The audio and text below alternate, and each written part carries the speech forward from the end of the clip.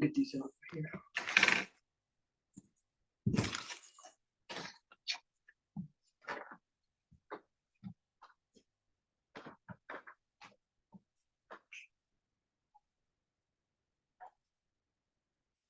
We might be frozen. Yeah. Okay, now the principle is the same here. You're gonna be using a chart rather than using, so you might want to take your coins away so that they're not interfering with your psychic abilities. As a refresher, here's the chart. Ah, Okay, so you hold your pendulum over the dot and then see which way your pendulum moves. Okay. The game's the same.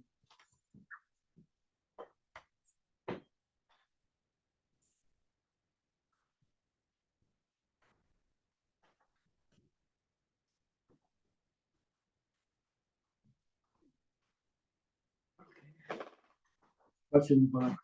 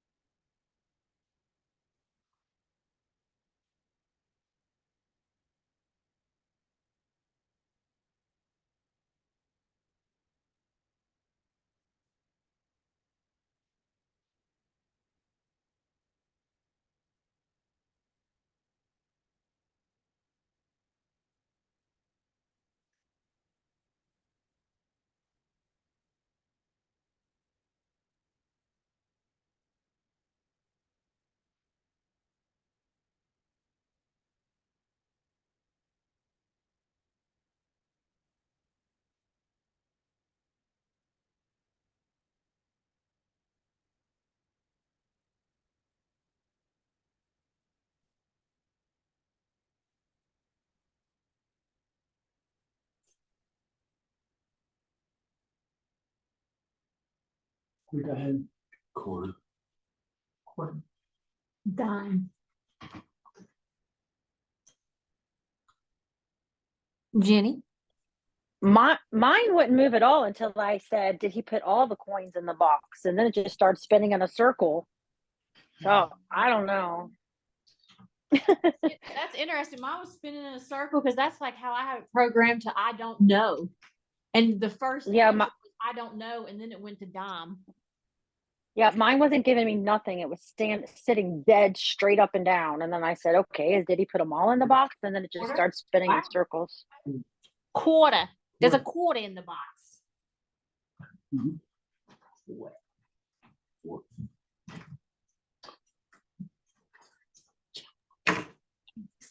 I'm not doing very good at this one. I don't think money's my motivation. I think food is. So maybe we should just change up what he's putting in the box. Put a French fry in the box.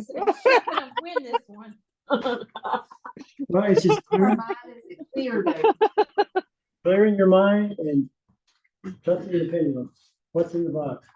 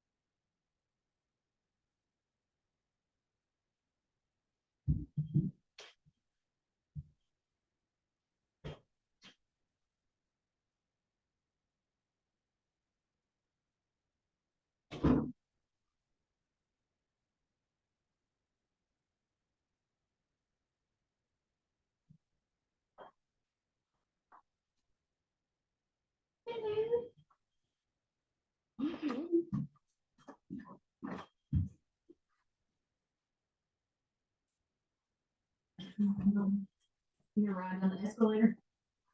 How about you're riding on the escalator?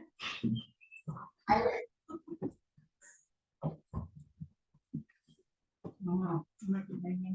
Nothing. Nothing. What are you getting? I'm getting food in my mouth, so I just closed. I just got Penny. I didn't use my pendulum though. I just guessed.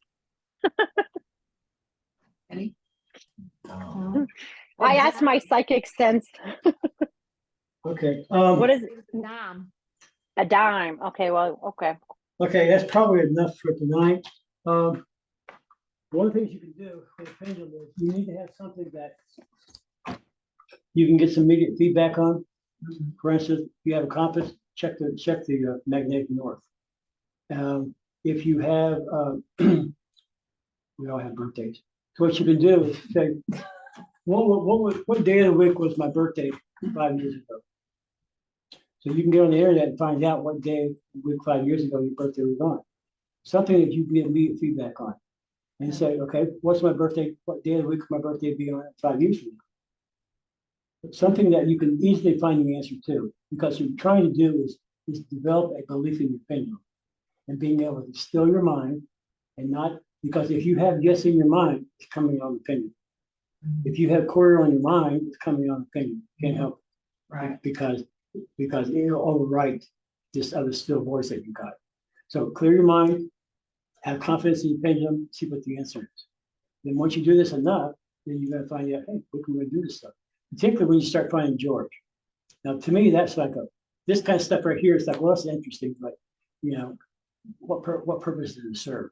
What it serves is just get yourself into the idea of you can use a pendulum for many different things. But like when you're finding George, there's many things I found that I lost. I mean, I really lost it, didn't know where it was. I found it using a pendulum. So finding George is one of those things that you really can't use. So, so this is kind of leading up to that. And so next week we'll try to get into finding George. What we're going to do next week is we're going to have a quarter. I'm going to put it on the table here. I want everybody to find George. Everyone's going to know where it is. But what you want to do is you want to be able to find George this way. Then you walk to a different part of the room and you find George this way. It's where those lines cross is where George should be. Okay. So then, after we ever gets practice with that, then what we're going to do is put George somewhere in this room. It could be on the table, could be some other place, okay. But someplace you wouldn't necessarily see it just by looking around. But you want to try to use your pen and find it, okay. And then, then we can go outside this room to maybe somewhere in the kitchen or some limited spot. Okay, it's gonna be, so you can go say, is it in this room? No. Then you go in that room, is it in this room? Yes. Then you can triangulate over there and try to find where he is. Okay. And then eventually what you need to do is find the yard. Then we have to get to the point where you're using a map. Okay, because like last week I said, a friend of mine found a girl who they thought she had been kidnapped. The Virginia police didn't know where she was. And my friend was able to find where she's located by using the pendulum. They went there, sure enough, she was there. Okay, so there's some things that you can do in those regards. Now, last week, we did this thing about thought forms as well. Now, see, that's another thing that could screw people up. You guys are doing this kind of stuff here, but if I'm thinking, well, I put a quarter in here, but I don't want them to think that I'm broadcasting quarter to them. So I'm gonna think of a penny, and you guys get pennies. Okay, so the problem is there's a lot of psychic things going on. If we're all connected and we're all in this consciousness together, then we can influence each other. Now, one of the things that I have not done yet, but I intend to do, like a class, I have like, when I go to university school, it's like 30 kids in the class. What you can do is say, pull 8 of those 30 kids out and tell them, think of a number, 36. Okay, think of some number. Don't tell anybody else what you're thinking, just think it. Okay.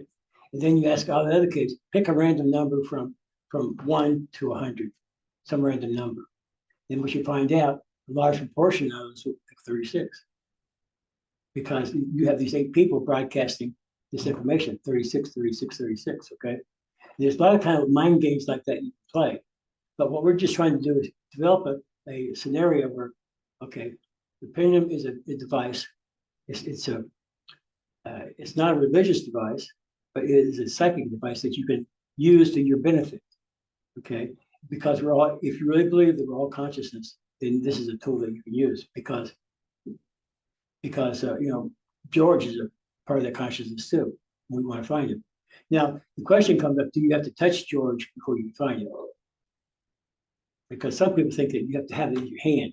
Okay, then because it's like yours for a moment or whatever, then you hide it. It's easier to find. But I found that not to be the case. Because I know when Trevor and I were doing the silver mind control stuff, one of the things we did there was that Trevor was given a card. Here's the name of a person. He has some kind of a physical problem. And okay, just go into meditation, find out what the problem that this person has, and describe it a little bit. Okay, well, Trevor was really good at that because he would say, oh, he has some kind of a heart problem or something like that. Because Trevor said, I felt some kind of in my heart. And sure enough, the guy had a heart problem. Okay, so we're all connected together. It's just that how are we influencing each other? And can we steal our mind enough to not receive other people's thoughts into our head? Okay, that's what I said before about your thoughts are not your own. They come from some other source, but you have to be able to throw those out when you're doing pendulum work. Don't think of those thoughts. Don't think about work. Don't think about all these other things going on. You have to have a clear mind. Then when you do that, clear mind and you trust, then you start getting some wonderful answers. But I can say that my own personal experience and all the reading I've done is you can never be, I can't say this for sure, but generally you can't be better than 85% correct. Even a fantastic psych generally is only maximum 85% correct, which is tremendous if you can think about like flipping a coin. Okay, that's one thing we haven't done yet either, but we can do it as well. Maybe if we have time, maybe we can do a bit of that next week as well, finding George and maybe flipping pennies. Because when you flip a penny, it should be 50%. 50% head, 50% tails. But Trevor and I were consistently doing 85%, which is like, that's like 1 in a million type of a chance of doing that. You know, right. We're doing consistently. But as soon as we start putting our mindset, like a scientific mindset, then we went back to 50%. We start thinking like a scientist. But you have to believe in what you're doing, and the answers come up for you. So anyway, next week we'll do Find George, and maybe a little bit of flipping coins if we have time. Anybody else have any other ideas? Now, what I'd like to do is like today, I want to introduce something new that you can do very quickly. Now, when you're at home, here's something you can practice too. Is take a deck of cards, shuffle them up real good, take 4 out, and put them out face down. And what are they? Put your finger over. Is a royal card, king, queen, jack. No. So then you say, okay, so you know it's going to be anywhere from the ace to the 10. Then you have to say, what suit is it? Okay, is it red or black? And then once you know what it is it spades or clubs? Okay. So then when you find what the answer is, you flip it over and see if you got correct. And there's something you practice at home. You get some instant feedback on just cards. Okay. That concludes the evening. Thank you. That was good. And he's absolutely right. That's why I got absolutely none of them correct, because my brain wasn't focused on anything but food. So I was distracted. So so it's got on video how you have to have a clear mind. Yeah. And one of the things we're going to do here in the future too is do this thing we call image streaming, where I'll take you through the whole process of image streaming and how you go about doing that. And you have to be able to clear your mind. It's incredible. Because you can't do these things without clearing your mind first. But there's some I'll make sure I eat dinner before the Zoom next time. Well, number one thing too is that you have to be fully hydrated. You have plenty of fluid, because if you're thirsty or something like that, your psychic abilities are off. And obviously, if you're hungry. Yeah, I was out in nature all day. I was starving. Yeah. Had to eat. Thank you. That was good. I learned. I'm going to rewatch it, and I'm going to try to get them right when I rewatch it. Okay. Get the answers more focused. That's good practice. All this stuff is practice until you get comfortable with it. And I love your idea with the cards. That's great. I'm gonna try that. Okay. Very good. Th- Well, I'll see you next week then. Yep. Thank you. Thank you. See ya. Bye. Bye. Bye-bye.